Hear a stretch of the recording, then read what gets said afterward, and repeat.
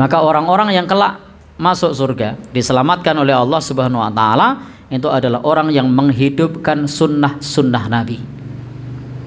Sebagaimana tadi ma'ana alaihi wa ashabi. Rasulullah sallallahu alaihi wasallam adalah teladan kita. Maka hendaknya kita menghidupkan sunnah-sunnah beliau dalam ibadah, dalam perilaku, dalam segala bidang kehidupan. Karena biasanya ketika kita menjalankan sunnah, kadang justru di tengah-tengah masyarakat dianggap asing. Hal ini memang sudah disabdakan oleh Rasulullah sallallahu alaihi wasallam tentang kondisi orang-orang yang asing. Innal islama bada'a ghariban wa sayaudu ghariban kama bada'a. Fatuba lil ghuraba. Sesungguhnya Islam itu pada awal kemunculannya asing dan akan kembali menjadi asing seperti pada awalnya. Maka beruntunglah orang-orang yang asing. Jadi kadang kalau kita menjalankan tuntunan agama itu malah asing, aneh, bedani. Jadi mungkin tidak, tanpa asing, tanpa aneh, bedani. Contohnya apa? Yang sehari-hari saja. Kenapa Bapak?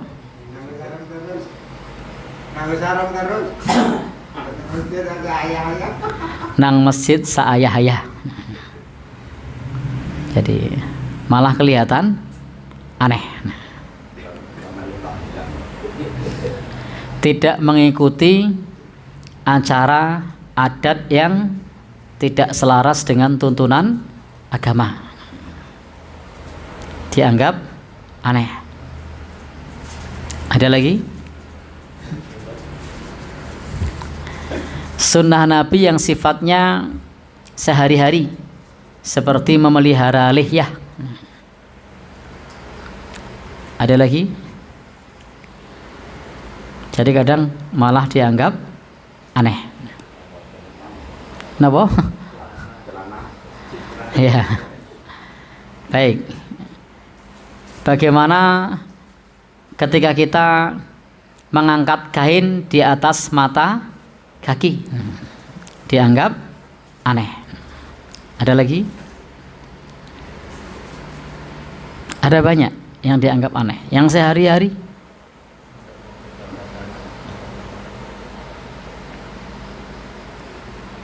Baik.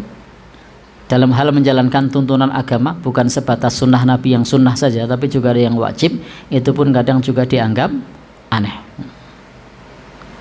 Saat ada acara rame-rame, kirap, kok tiba-tiba kemudian do sholat berjamaah, waneh ora kira-kira?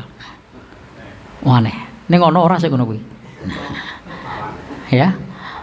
Orang-orang baru karnaval, tiba-tiba karnavalnya mampir masjid. Aneh enggak kira-kira? Aneh. Jadi lagi karnaval begitu, tiba-tiba pas di depan masjid, belok kanan, masuk masjid, sholat berjamaah. Aneh.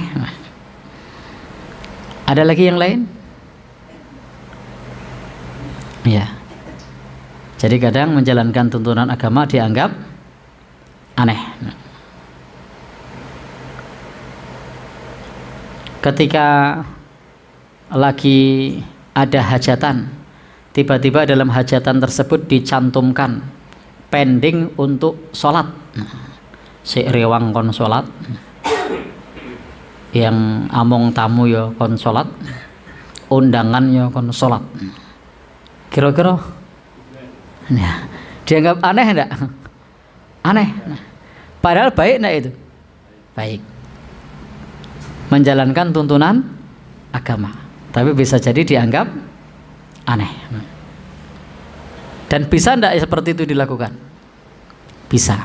Tapi yang membuat tidak bisa itu karena tadi dianggap aneh. Padahal kalau dinikmati, wah ini kita bisa beribadah bersama-sama. MC-nya mengarahkan hati coro salajengipun kita sikit sawetawis sak perlu salat wonten ing masjid Al Firdaus wonten ing sisih kiwa kirang langkung 200 meter. Sumangga. Kira-kira pripun, Pak? Serius bubar. Ya. Kira-kira nyantol berapa persen? 30%. Ya? 30. Oh, sudah bagus itu. Ya. Kalau undangannya ada 300 begitu? Berarti 100. Oh, bagus itu. Ya, bagus. Maka besok bisa dicoba itu. Karena masih nyantol 100. Baik. Termasuk ketika ada apa misalnya dalam perjalanan naik kereta api, yang sholat sama yang di perjalanan santai saja tidak sholat, banyak yang mana? Bener. Iya.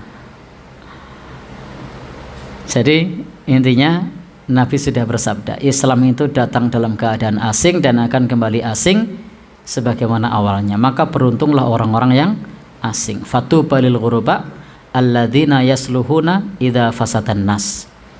Maka beruntunglah orang-orang yang asing, yaitu orang-orang yang tetap berbuat baik di tengah-tengah rusaknya kehidupan masyarakat. Jadi orang yang asing yang dimaksud adalah bukan orang yang tampil beda.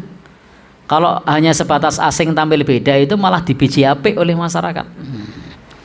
Tapi yang dimaksud asing di sini adalah alladzina yasluhuna idza fasadan nas. Orang-orang yang tetap berbuat baik di tengah rusaknya moral yang ada di tengah-tengah masyarakat. Ini yang disebut orang yang asing. Tapi kalau orang asing dalam arti yang sebatas tampil beda itu malah mengundang perhatian.